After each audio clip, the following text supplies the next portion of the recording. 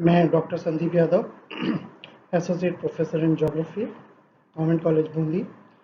आज हम पृथ्वी की आंतरिक संरचना का दूसरा भाग पढ़ेंगे।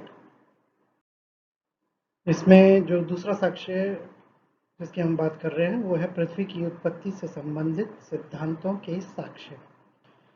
पृथ्वी की आंतरिक संरचना को इसके उत्पत्ति संबंधी साक्ष्यों से आंकें तो यह प्रश्न बड़ा जटिल हो जाता है, क्योंकि पृथ्वी की उत्पत्ति संबंधी सभी साक्ष्य अपने में एकमत नहीं है। विद्वानों ने पृथ्वी को ठोस, द्रव तथा गैस तीनों रूपों में माना है। कांट की वायव्य राशि परिकल्पना तथा लाप्लास की नीहारिका परिकल्पना में पृथ्वी की उत्पत्ति गैसीय नीहारिका से मानी गई है। इस प्रकार पृथ्वी का आंतरिक भूभाग वायव्य अवस्था में होना चाहिए। ग्रहाणु परिकल्पना में पृथ्वी का निर्माण एक प्रकार के ठोस कणों में एकत्रित होने से हुआ है, अतः संपूर्ण पृथ्वी ठोस अवस्था में होनी चाहिए। लेकिन ज्वारीय परिकल्पना भूगर्भ को तरल अवस्था में ही प्रमाणित करती है। इन साक्ष्यों के अतिरिक्त द्वैतारक परिकल्पना, विद्युत चुंबकीय सिद्धांत, डॉक्टर वोन विसेकर, ओटो शेमिट तथा सिफिड ने अपने अलग-अलग विचारों को प्रस्तुत किया है। इन सभी मतों से पृथ्वी के भूगर्भ की संरचना के स्पष्टीकरण नहीं हो पाता है, अतः इस संबंध में अन्य साधनों का ही सहारा लेते हैं। तीसरा साक्ष्य है प्राकृतिक साधन, जिसमें हम पहले पढ़ेंगे ज्वालामुखी उद्गार। ज्वालामुखी उद्गार के समय निकलने वाले तप्त लावा, गैसें, धूल, राख, वाष्प इत्यादि पदार्थों के अध्ययन से पृथ्वी की आंतरिक अवस्था का पता लगाने में सहायता मिलती है। ज्वालामुखी क्रिया से निष्कासित लावा का स्रोत पृथ्वी के भीतर स्थित मैग्मा भंडार है। यद्यपि पृथ्वी के आंतरिक भाग पर पड़ने वाले अत्यधिक दबाव के कारण ऊंचे तापक्रम पर भी चट्टानें पिघलती नहीं हैं, किंतु जब कभी भी भूपृष्ठ पर असंतुलन या दरार पड़ जाती है तो आंतरिक चट्टानों पर ऊपरी परतों का दबाव घट जाता है। इसके कारण चट्टानों का द्रवणांक गिर जाता है और वे पिघलकर लावा के रूप में बाहर आ जाती हैं। चूंकि लावा और अन्य पदार्थों की निकासी धरातल से मात्र 50 किलोमीटर नीचे से मानी जाती है, अतः संपूर्ण पृथ्वी की आंतरिक संरचना का स्पष्टीकरण इससे संभव नहीं है। दूसरा इसमें हम लेंगे भूकंप विज्ञान के साक्ष्य। भूकंपों का वैज्ञानिक अध्ययन एवं विश्लेषण करने वाले विज्ञान की शाखा को भूकंप विज्ञान कहते हैं।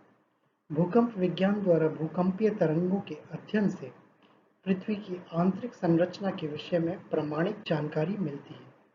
भूगर्भ में जिस स्थान से भूकंपी तरंगों का उद्गम होता है वह भूकंप मूल या केंद्र कहलाता है, तथा भूकंप मूल के ठीक ऊपर भूपटल पर जो केंद्र होता है उसे अधिकेंद्र कहते हैं। भूकंप से विभिन्न प्रकार की लहरें या तरंगें उत्पन्न होती हैं, जो कि मुख्यतः 3 प्रकार की होती हैं। इस चित्र में दिखाया P, S और L तरंगें। इसमें पहली है प्राथमिक लहरें, प्राइमरी और लॉन्गिट्यूडनल वेव्स।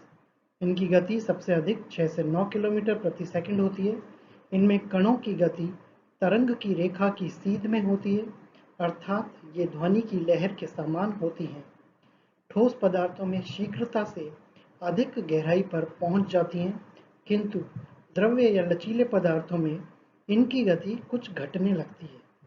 ऐसे पदार्थों में यह मोड़ लेकर आगे बढ़ती हैं। सर्वाधिक वेगवान लहरें होने के कारण इनका प्रभाव भूकंप लेखी पर सबसे पहले अंकित किया जाता है। संक्षेप में इन्हें पी लहरें कहते हैं। इनकी लघु तरंगें पीजी एवं पी स्टार कहलाती हैं। दूसरी है द्वितीयक अथवा आड़ी लहरें, सेकेंडरी और ट्रांसवर्स वेव्स। द्वितीयक लहरें जल अथवा प्रकाश तरंगों की तरह होती हैं। इनमें कणों की गति लहर की दिशा के समकोण पर होती है, अतः इन्हें आड़ी तरंगे भी कहते हैं। ये भूसतह पर सबसे अधिक हानि पहुंचाने वाली मानी जाती हैं। इनमें संक्षेप में एस लहरें कहते हैं। इनकी गति 3 से 4.5 किलोमीटर प्रति सेकंड होती है। ठोस पदार्थों में तो ये अधिक गहरा प्रवेश कर जाती हैं, किंतु घनत्व बढ़ने पर इनकी गति पर प्रभाव पड़ने लगता है। एस लहरें द्रव्य या पदार्थों में तेजी से लुप्त होने लगती हैं। इनकी लघु तरंगे एसजी एवं एस स्टार कहलाती हैं। तीसरी है धरातलीय अथवा दीर्घ अवधि लहरें, सरफेस और लॉन्ग पीरियड वेव्स। यह लहरें धरातल के ऊपरी भाग तक ही सीमित रहती हैं। इनका प्रभाव भूपटल पर विशेष विनाशकारी रहता है। इनकी गति लगभग 2 किलोमीटर प्रति सेकंड होती है। ये पृथ्वी के भीतरी भागों में प्रवेश नहीं कर पाती, अतः इनसे भूगर्भ के बारे में विशेष जानकारी प्राप्त होना संभव नहीं है। इन्हें एल तरंगे भी कहते हैं। इन लहरों को सर्वाधिक लंबा मार्ग तय करना पड़ता है तथा गति सबसे कम होती है। भूचुंबकीय तरंगों का सही ज्ञान भूकंप लेखी द्वारा ही संभव है। भूकंपीय तरंगें भूगर्भ की सही स्थिति ज्ञात करने में विशेष सहायक रही हैं। प्राथमिक तरंगें पृथ्वी के भीतरी भाग तक प्रवेश तो कर जाती हैं, किंतु जैसे जैसे यह आंतरिक भाग की ओर जाती हैं, इनकी दिशा वक्राकार होती जाती है। पृथ्वी के केंद्रीय भाग में यह अधिक तेजी से आवृत्त की भांति मोड़ खाती है। यहाँ इनकी गति भी धीमी हो जाती है। इस केंद्रीय भाग से दूसरी ओर जाने पर ये तरंगें पुनः अधिक वक्राकार मार्ग लेकर अपेक्षाकृत तेज गति से पृथ्वी के दूसरी ओर चली जाती है।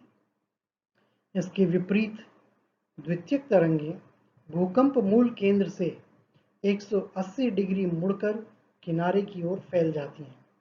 यही नहीं, जो एस तरंगें भूगर्भ की ओर वक्राकार मार्ग से जाती हैं, वह भी पृथ्वी के केंद्रीय भाग के किनारे पर ही लुप्त हो जाती हैं। इस प्रकार 2900 किलोमीटर के पश्चात के केंद्रीय भाग में एस लहरें प्रवेश नहीं कर पाती।